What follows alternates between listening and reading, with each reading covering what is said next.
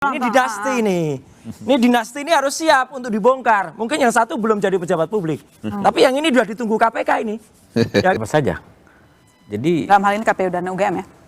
Ya sebetulnya yang diminta itu kan sekarang melebar banyak kan. Tadi daftarnya jadi ijazah sampai KRS, KS.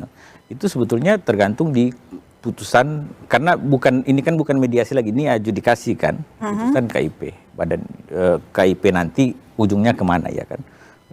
Seperti yang saya bilang tadi, dibuka sebagian seluruhnya lewat putusan KIP atau tidak. Tapi yang bukan soal itu sebetulnya, saya mau sampaikan gini. Tadi kan, residu-residu pemilu kita nggak selesai. Why election integrity matters, tulisan Pipa Norris. Memang melihat bahwa polarisasi itu ada. Tapi yang penting di sini adalah bagaimana kita mengelola semua ini sehingga tidak terjadi disinformasi, miskonsepsi dan lain sebagainya, sehingga terjadi pertarungan sesama anak bangsa. Iya kan? Jadi bukan kita mengadopsi Pipa Norris tadi, jadi kita yang adopsinya apa? Chuck Norris. Ya, Bung Roy tahu, yang lain aneh-aneh nggak tahu Chuck Norris. Filmnya berperang aja, tuk, berkelahi aja, tuk. Nah itu yang terjadi sekarang. Gen Z nggak tahu. Tapi rupanya ada kenikmatan menonton film perang, film pertarungan. Nah itu yang mungkin bola liar undang kita kan. Jadi DPR menghimbau kita semua pemilih ya kan, supaya memang critical thinking itu harus ada. Jangan hanya di tataran mahasiswa yang keren-keren ini, tapi semua pemilih, semua masyarakat Indonesia. Mas Roy, kira-kira dengan adanya proses KIP, kemudian proses pidana Anda, apakah Anda merasa akan ada posisinya diringankan? Gini, yang jelas ini pelajaran yang sangat penting untuk seorang yang mau jadi pejabat publik, ya gitu. Kalau mau jadi pejabat publik, ya sadarlah dia untuk data diri dia dibuka. Kalau apalagi dia kotor, apalagi dia kotor, apalagi dia keluarga. Nah, misalnya keluarga ini. Nah, tunjukin ya tadi keluarga ini dinasti nih. Ini dinasti ini harus siap untuk dibongkar. Mungkin yang satu belum jadi pejabat publik. Tapi yang ini sudah ditunggu KPK ini. Ya kan gitu. Ya, karena ada kasus di Sumatera. Yang ini jelas dibuka. Ini juga bentar lagi terbit nih bukunya, Black Paper. Gitu. Wah, gitu. Jadi artinya pejabat publik harus siap untuk dibongkar karena dia menjadi pejabat publik karena pengorbanan rakyat yang memilih dia. Jadi Pak Boy, menurut Anda dengan adanya proses KIP, kemudian persidangan, proses sidang dari kasus Mas Roy, apakah akan meringankan posisi Mas Roy?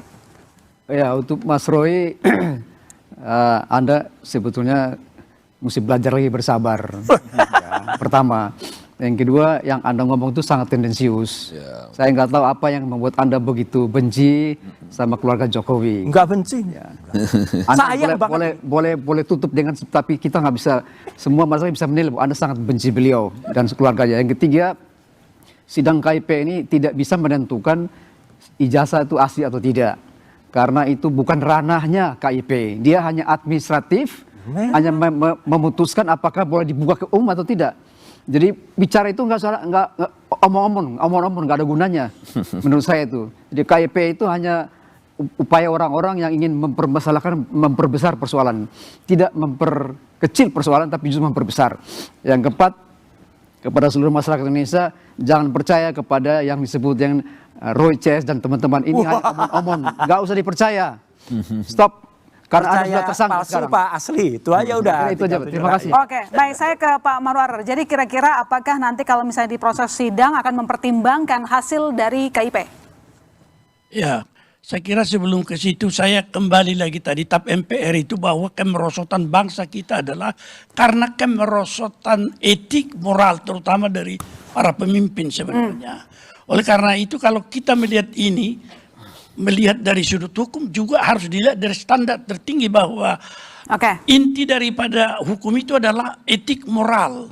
Jadi membacanya harus dari etik moral itu sendiri, bahwa seorang yang sudah bersedia untuk memimpin bangsa, dia sudah membuka dirinya.